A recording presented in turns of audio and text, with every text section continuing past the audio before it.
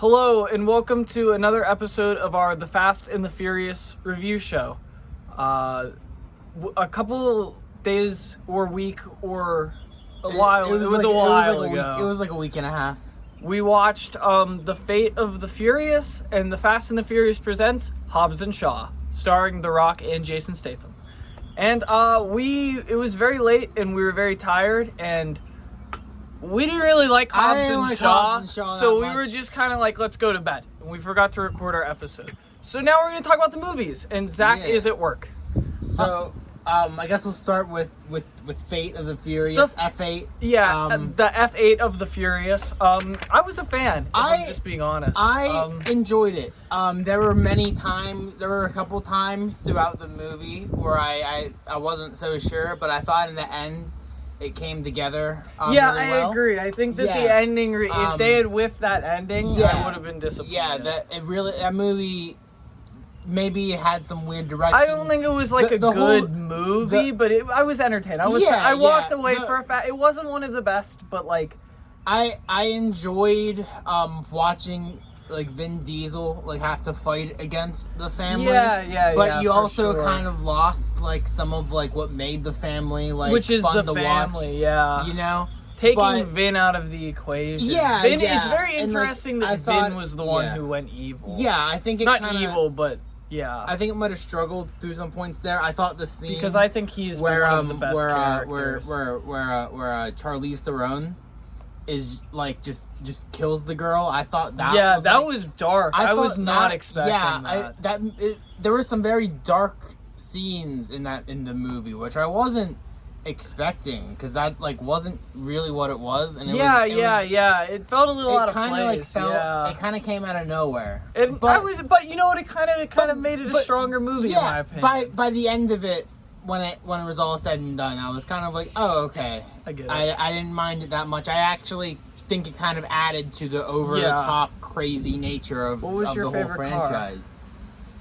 I honestly don't remember any of the cars. There wasn't a lot of cars. There was no distinct ones. Okay, let's talk. The car I'm thinking of from Fate is Roman's supercar. That was a cool one. That was a cool one.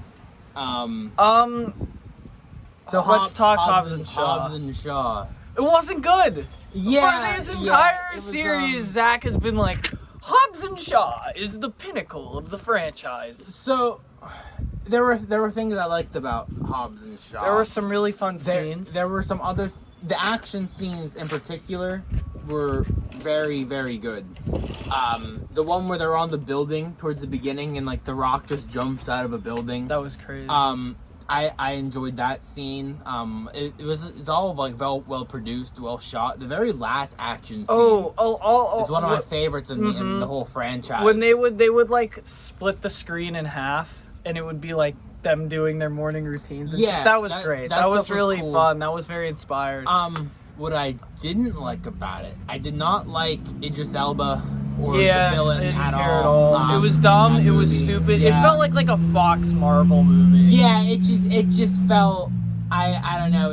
It just felt like a knockoff. It didn't hit with me. I love The Rock and Jason Statham in the last one. I think that The Fate of the Furious is a better Hobbs and Shaw movie than Hobbs and Shaw. That's exactly how I really feel. do. I fucking loved them in that movie. Their dynamic was great. Also, and then in Hobbs and Shaw, I feel like they put it on like a little bit too thick. Hobbs and Shaw,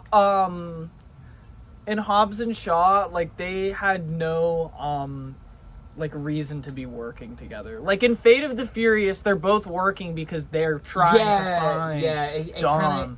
In Hobbs and Shaw, like it doesn't and they already kind of learned to work together in Fate. Like it's very I don't know. The stakes in Hobbs and Shaw are just like so outrageously like high that there are no stakes. Kind of like there it are no stakes. Just kind of feels empty.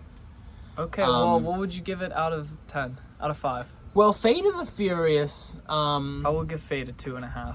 A 2.5 out of 5. Yeah. See, I have issues rating these movies because you gave the first one a 10. Well, I don't like rate them on the same basis as I would rate. You don't do the letterbox scale. Yeah, but I think it was like a on the grand scheme of Fast and Furious movies, like compared to the other ones, I think it was in the upper like quartile. I would say. Okay. I think top 5. Okay. I would say. Yeah, I would say top 5. Hobbs and Shaw, I would say like bottom. Yeah, Hobbs and Shaw fucking sucked. 5. It was fucking terrible. Zach is a fucking idiot for liking that movie, and we're fucking geniuses I for think knowing part that of the it's issue bad. with Hobbs and Shaw is watching it right after all the other Fast movies. It feels so disconnected. It just kind of like I wanted another Fast movie. Yeah, and it just wasn't. That's just not what the movie is. I think that Hobbs and Shaw 2 will probably be better because I think that they kind of will learn from like what works and what doesn't.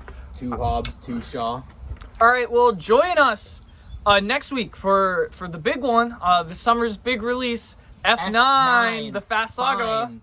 They got tired of calling them They fast. just fucking called it F9. One singular letter. Just a letter and a number. F fine. F9. F9. F9.